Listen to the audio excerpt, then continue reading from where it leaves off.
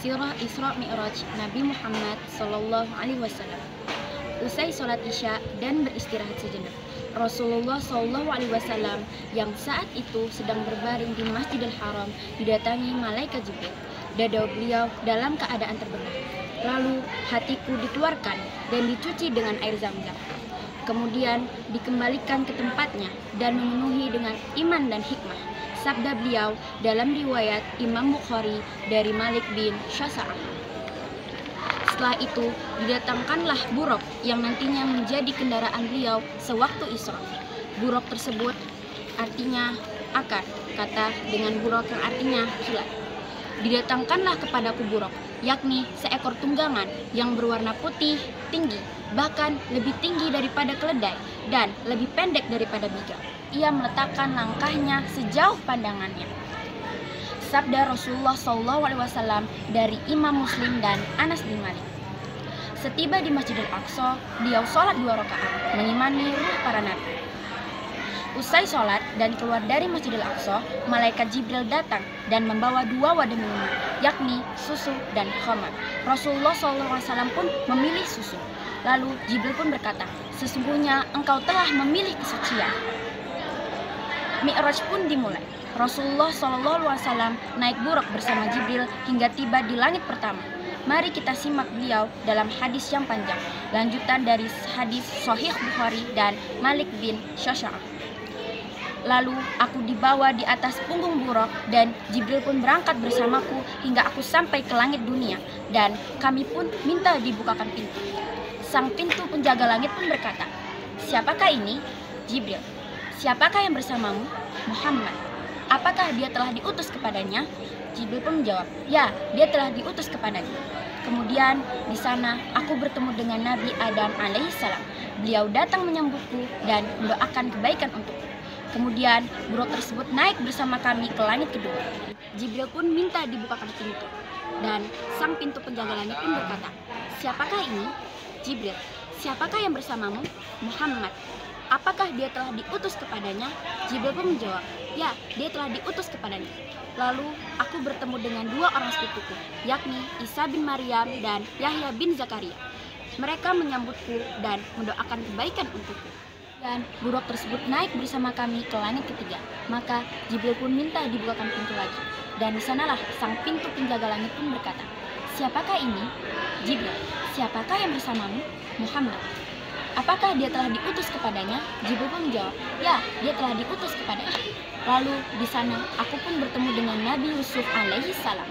Beliau adalah orang yang dikaruniai atau dianugerahi ketampanan dari manusia sejagat. Dan di sanalah Nabi Yusuf datang menyambutku serta mendoakan kebaikan untukku.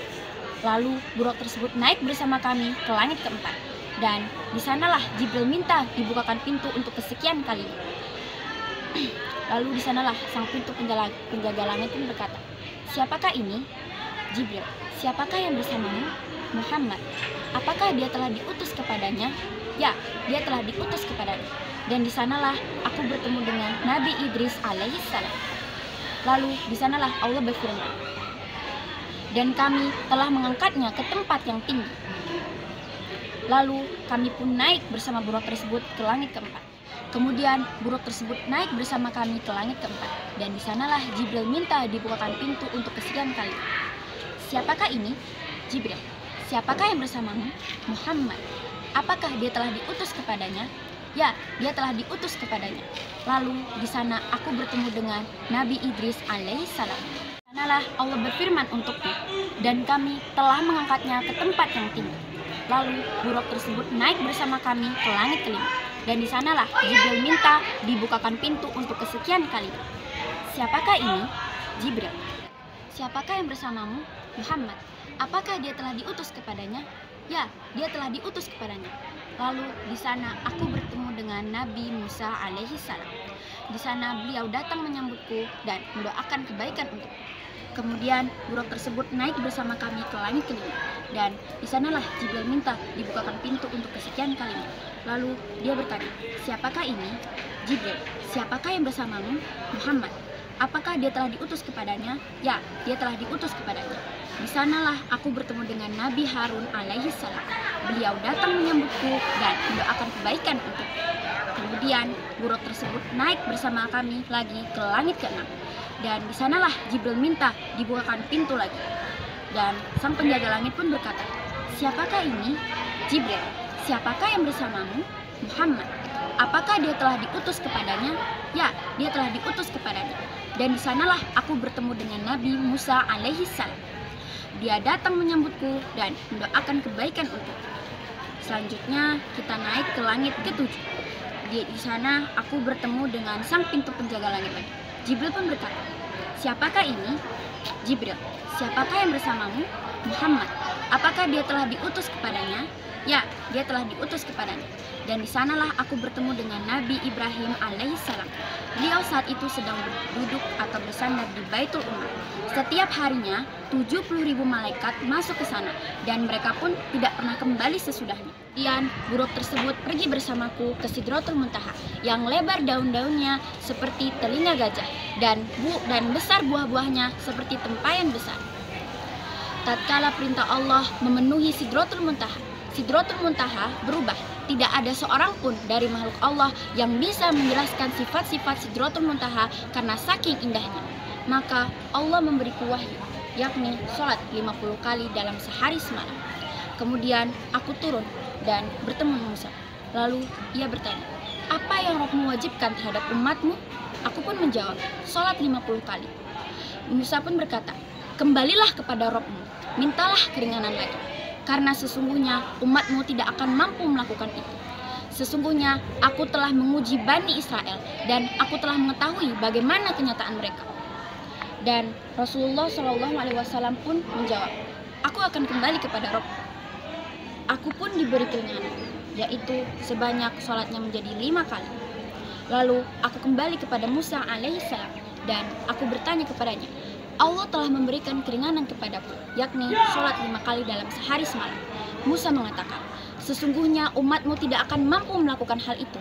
Maka kembalilah kepada Rabbmu dan minta keringanan lagi." Aku terus bolak-balik antara Rabbku dengan Musa hingga Rabbku berfirman, "Wahai Muhammad, sesungguhnya kewajiban sholat itu 5 kali dalam sehari semalam. Setiap sholat mendapatkan 10 kali lipat. Maka 5 kali sholat sama dengan 50 kali sholat. Barang siapa berniat melakukan satu kebaikan yang dia tidak melaksanakannya, maka akan dicatat sebagai satu kebaikan. Barang siapa berniat melakukannya, maka akan dicatat sebagai 10 kebaikan. Dan barang siapa yang berniat melakukan satu kejelekan namun tidak melakukannya sama sekali, maka tidak akan dicatat. Tapi jika dia melakukannya, maka akan dicatat sebagai satu kejelekan." Kemudian aku turun hingga bertemu Musa.